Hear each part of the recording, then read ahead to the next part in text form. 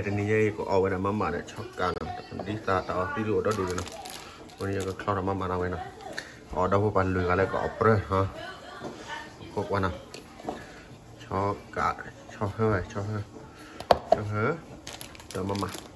đi khâu là mà đi nào cái nào mà nó mà nó chỉ là một là bé đi để cho đi khâu nào ok rồi đấy phone này để gặp bộ này cái chân này keyboard nó để là vậy mà con linh còn mà Korea nó là first time là có quan anh đi nào anh đi là tôi mẹ cái dài thì vậy phone được mà Korea pan này cái đó first time mà được order thế wow mới ta wow quan à mà nó còn được ăn gần đấy này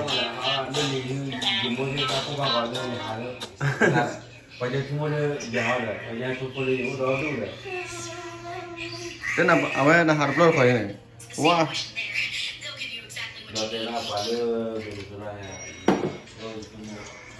à đấy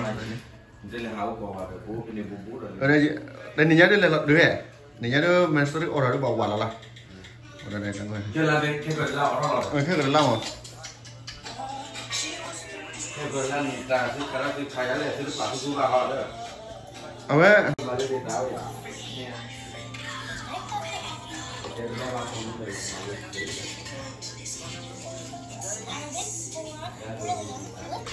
tôi cho nhà bé tôi cho nhà bé à vậy đó là pha này nó pha thế gì đó lửa bút lửa pha đi đâu em ở đó là khoảng mà đây là mài cho lên mình tu mà phải mài cho lên đòi đây sẽ được lâu này ok đó còn đây là mà sẽ được lâu đi ấy vừa đây nó đã ở đó bắt ta khứt đèo bắt cái mình à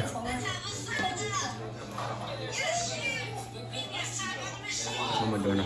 ra được phải phô là đây lên ở mấy chú nó ba cái mình sẽ à cái phô là đây mấy chú này hello à tại mấy quan này Kelly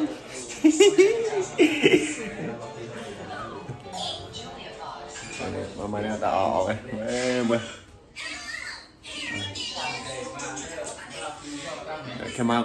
cái mà mình là bé tu của đó đủ rồi tôi nói ở mê đưa nhớ mê nhớ thi thì cho nhàพ่อมันพ่อở nhớ phải nhớ mà lục quay lên mà